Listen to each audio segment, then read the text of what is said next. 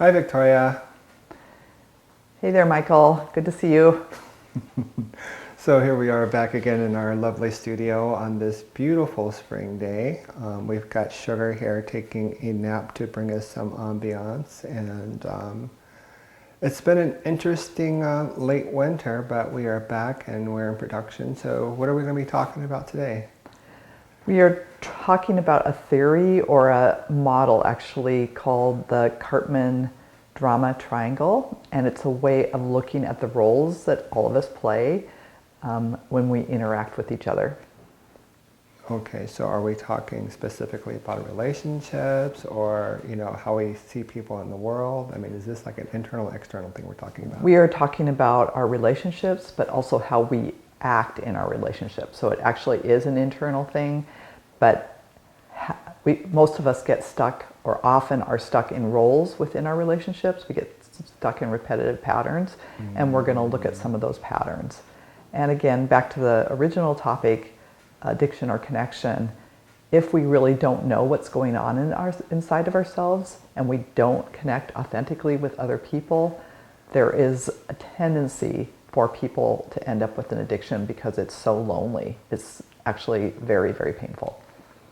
Okay, so I'm guessing that you have a roadmap for today's chat in mind. Yep, I drew the model, so I'm going to hold it up, try not to cover my face. Our high-tech 3D rendering here. Here I am. There we are. Okay, so this is a model of I think it's crooked, the drama triangle, Cartman drama triangle, and these are the roles that people often play in their interactions with family, friends, etc. And the three positions people tend to play are victim, rescuer, and persecutor. And all of these, of course, are not actually who we are, but in some way or another, they help us feel some sense of control in difficult situations. So I'm going to talk about the first role that people tend to play. If I put this down here, can you see it? Well, we'll just adjust on you. Okay. So the first role people tend to play is the victim role. And I think you all know or have been around someone that's in victim or on occasion been in victim yourself. And in that role, the stance is, no matter what I do, I'm never going to be good enough. And it's really not my fault that I'm not good enough, or it's really not my fault because everybody else is not supporting me in the ways I need to be supported. So the victim position basically says that if it's not my fault, then the problems I'm having, the situation I'm in, there's nothing I can do to control it. And thus, you end up hopefully not feeling bad about the fact that you're stuck in a crappy job or your relationships are not very supportive. The benefits of the victim position, as I said before, is that it's not your fault. But the problems with the victim position is you don't feel like you have agency in your own life. If everything is around you is caused by other people, where is your ability to change that? So there's both positives in all these positions and negatives. So I want to stop you real quick. So Sure. You're saying there's a benefit to being in victim? I know that sounds crazy, but then you can blame everybody else for the fact that you are not doing well in life.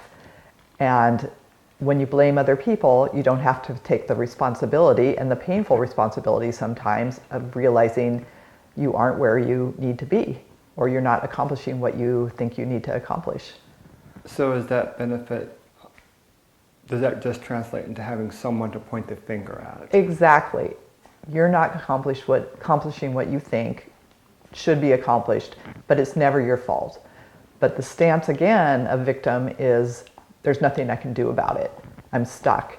And then that just continues that stuck cycle. You can't get out of it because it's not your fault. That's good, but at the same time, it's terrible because you can't move forward.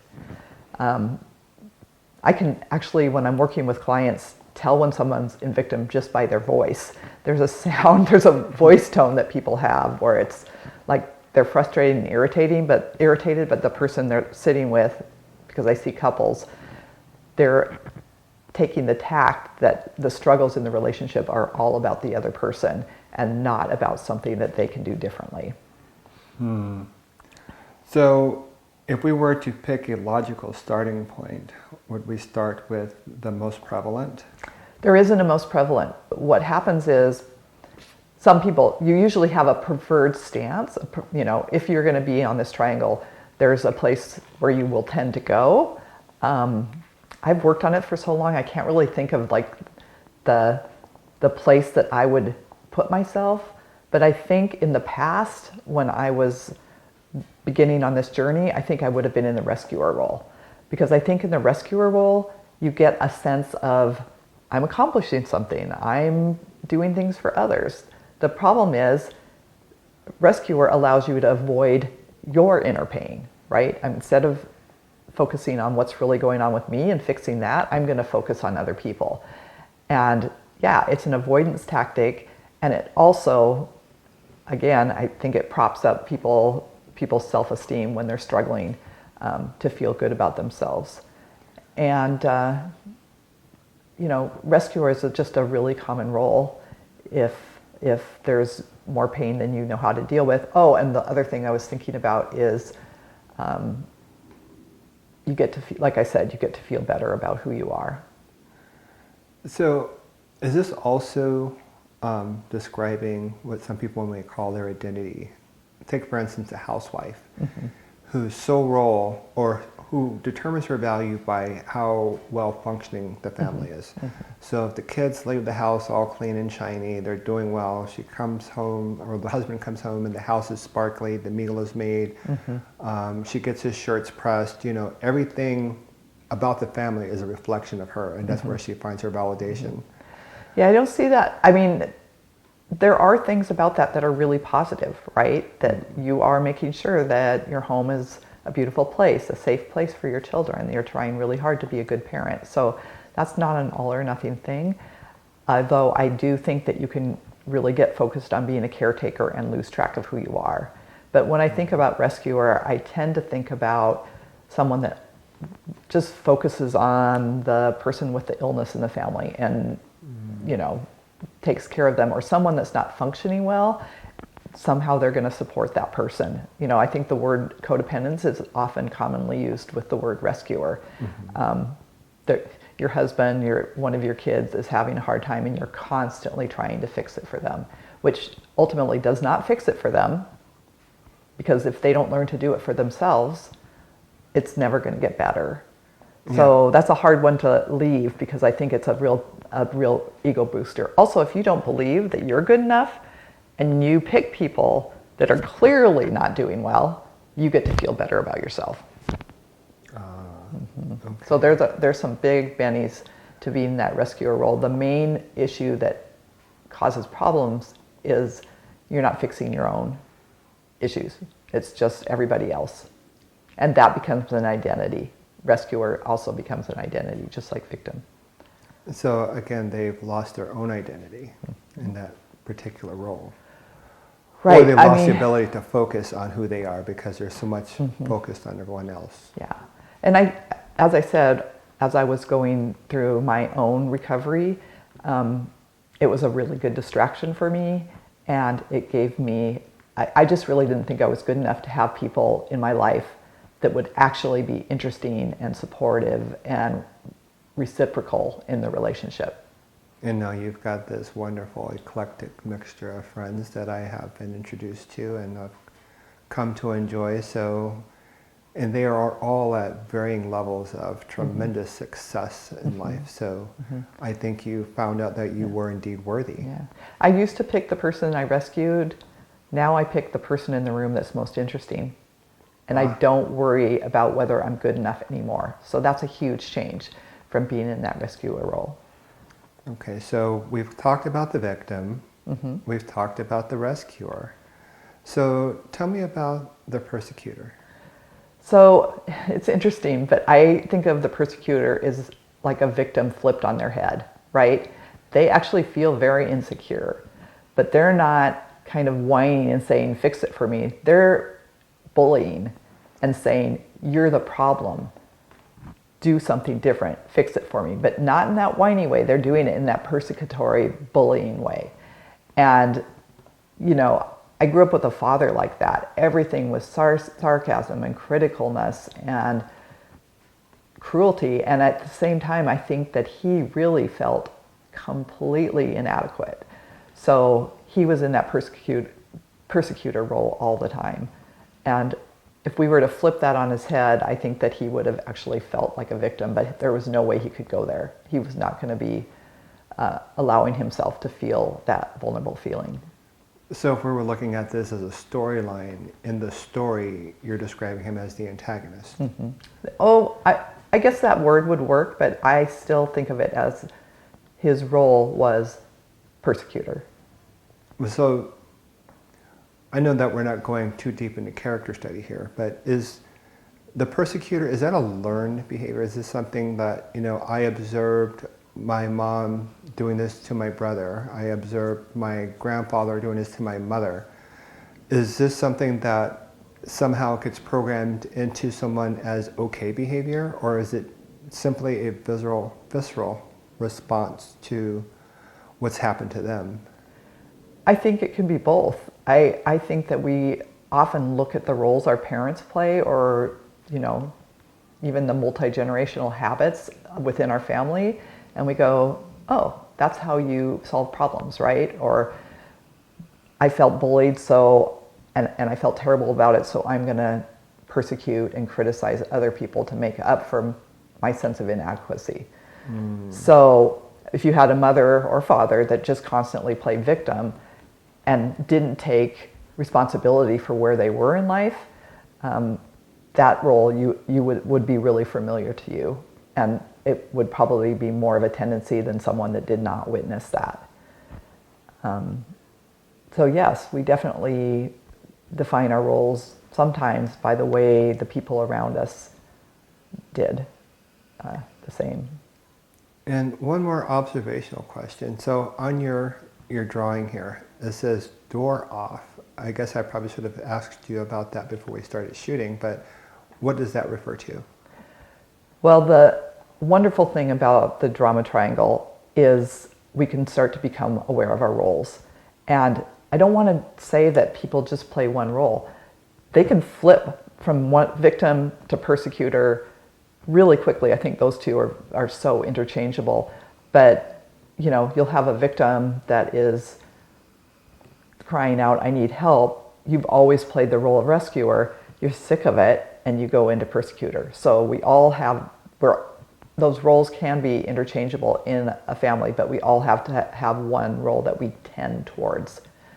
So the door off of that cycle, or that, you know, set of roles, is through the persecutor role.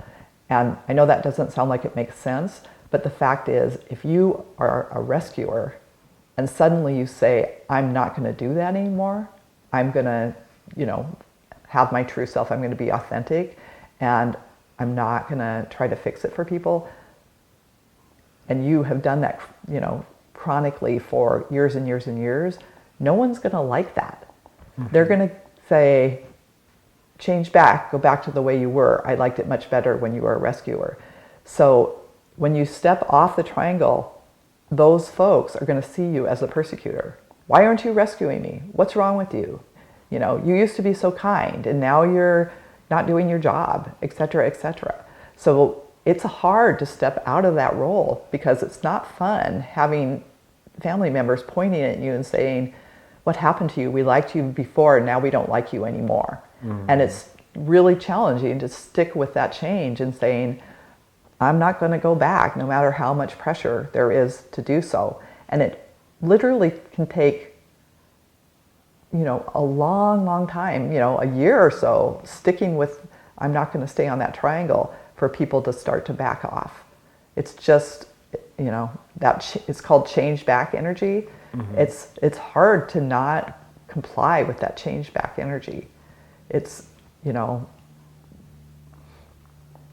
yeah, it's just hard to stick with, I'm off the triangle now, and especially when nobody likes it. So it seems we've made our way around the triangle, Mm-hmm.